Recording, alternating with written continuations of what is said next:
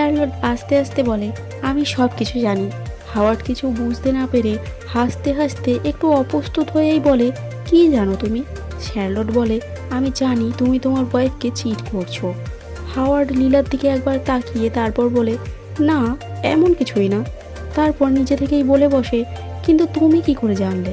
Charlotte বলে, সেটা কথা না, তোমার ওকে সত্যিটা বলতে হবে, ওর জানা উচিত সত্যিটা। হাওয়ার্ড বলে, আমি ভেবেছিলাম কেউ কিছু জানতে পারবে না, আমার ওকে বলতে খুবই ভয় লাগে।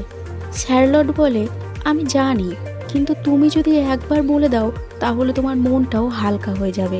আমার তোমার উপর পুরো ভরসা আছে, তুমি করতে পারবে, আমি তোমার জন্য প্রার্থনা করব। হাওয়ার্ডের সাথে কথা বলে সেদিন শার্লট বাড়ি চলে যায়। কিছুদিন পর শার্লট যখন ঘরের মেঝে পরিষ্কার করছিল তখনই দরজায় কলিং বেল বাজে।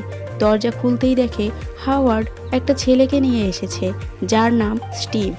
দরজা খুলতেই হাওয়ার্ড বলে, শার্লট, সেদিন তুমি ঠিকই বলেছিলে। লীলা অনেক দিন ধরেই সন্দেহ করছিল, কারণ আমাদের মধ্যে কিছুই ঠিক চলছিল না, কিন্তু যখন ওকে সবটা জানালাম ওর অনেকটা রিলিফ ফিল হয়েছে।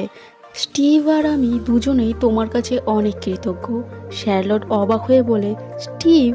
হাওয়ার্ড বলে, তুমি আমাদের আগেও দেখেছিলে সেদিন গাড়িতে, তোমাকে দেখে তো আমি পুরো ভয় পেয়ে গিয়েছিলাম।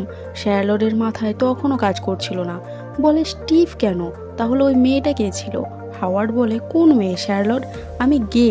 শার্লট শুনে অবাক হয়ে যায়, বলে, না, তুমি গে হতে পারো না, তুমি সেদিন কলকাল রেগেছিলে। হাওয়ার্ড বলে, না না, হয়তো তুমি অন্য কারোর সাথে আমাকে গুলিয়ে ফেলছো। হাওয়ার্ড চলে যাওয়ার পর শার্লট সারাদিন চিন্তা করে। অবশেষে রাত্রিবেলা জন ঘুমিয়ে যাওয়ার পর জনের ফোন চেক করে আর দেখে প্লাম্বার দিয়ে একটা নাম্বার সেভ করা রয়েছে।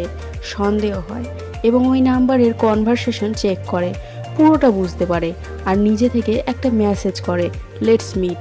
ওপাশ থেকেও রিপ্লাই আসে, ওকে।